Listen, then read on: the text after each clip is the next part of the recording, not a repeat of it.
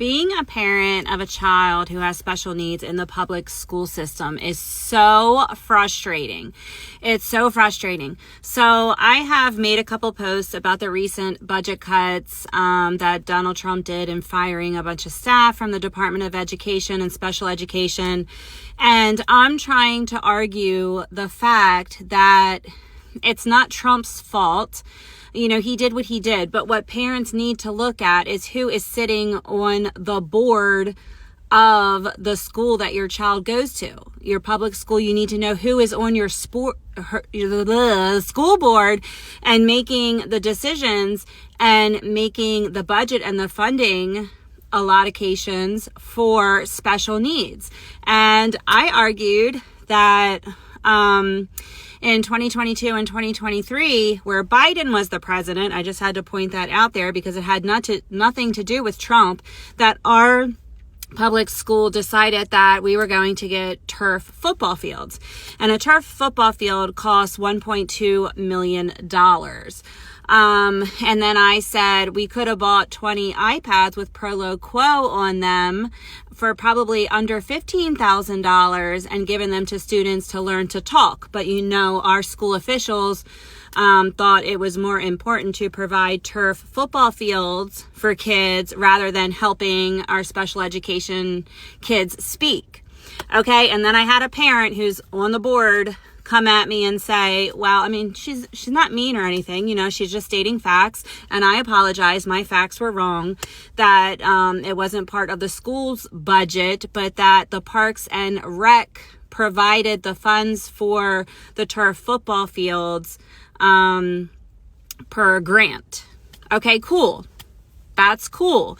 But it's the whole point of the fact that special education is completely overlooked. I ChatGPT'd some funding that we could have applied for in our schools that we did not. Some funding we did apply for. What the funding actually went towards, I don't know. There was one grant that we were approved for that was supposed to help more teachers and give teachers more training, which we don't even hardly have the staff or have one-to-one paras for every kid that needs one. So I'm not sure how that money got allocated through the school system. But the whole thing about the football fields is, for one thing, turf football fields. We're not the NFL. Like, why do we need turf football fields? I grew up in the 80s, the 80s, the 90s, and in high school, we played on grass. It's okay if your kids play on grass. It's the kid thing to do. And maybe if you're good enough and you're on a club football team or you get to the NFL one day, you'll get to play on a turf field. I mean, that's just my 2 cents. Okay, that's just my 2 cents. But the school board and the school is more focused on doing those types of things rather than helping special education.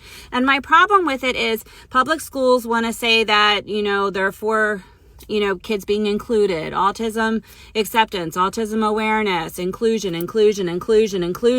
How do turf football fields help include special needs kids? Are they playing football?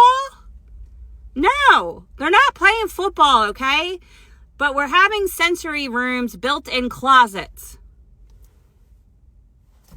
Turf football field, sensory room, and a utility closet. I mean, do you not see where the problem lies? Let's get focused on getting grants and getting money for things that we really don't need and drop all the special needs kids. If you want to do that with schools, fine. But when a mother fights for 15 years for her kid to go to a school that is outside the public setting and you refuse to send her kid there, then provide what she needs for her kid. They never did, is the point. They never did. They never cared. They never did.